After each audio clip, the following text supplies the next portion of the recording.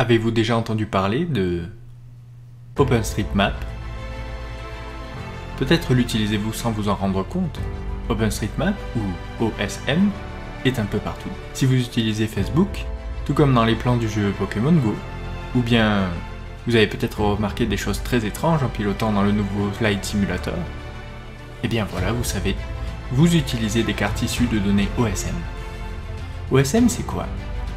On l'appelle parfois le Wikipédia des cartes.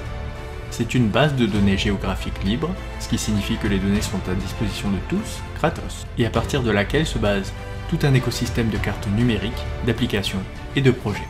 Il y a des données sur le monde entier, vous pouvez avoir actuellement un aperçu du site officiel qui propose quelques rendus cartographiques qui ne sont qu'une infime partie de ce qui est présent dans les données. Par exemple, au-delà des classiques rendus des routes automobiles et des commerces, vous trouverez aussi des aménagements cyclables, avec le rendu cyclo-OSM et ses plans de ville bluffants, ou l'application de guidage géovélo, ou encore l'accessibilité des lieux pour les fauteuils roulants avec l'application Wheelmap. Ces projets sont basés sur les données d'OSM. Pour vous donner un peu le vertige, voilà une liste de ce qui peut être renseigné dans un complet désordre et non exhaustivement.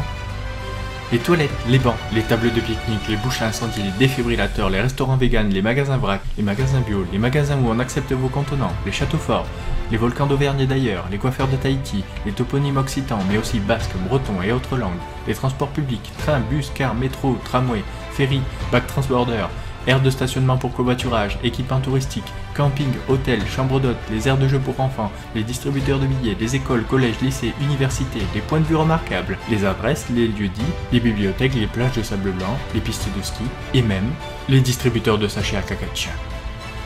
Et oui. Vous pensiez qu'il n'y avait plus rien à ajouter sur les cartes depuis longtemps? Vous aviez tort. Réveillez votre âme d'explorateur, les plus grands inconnus sont les plus proches de chez vous, car je vous ai pas dit le plus important. OSM est participatif, tout le monde peut contribuer, et sans être pro. Alors inscrivez-vous, contribuez et complétez la carte du monde en commençant par chez vous.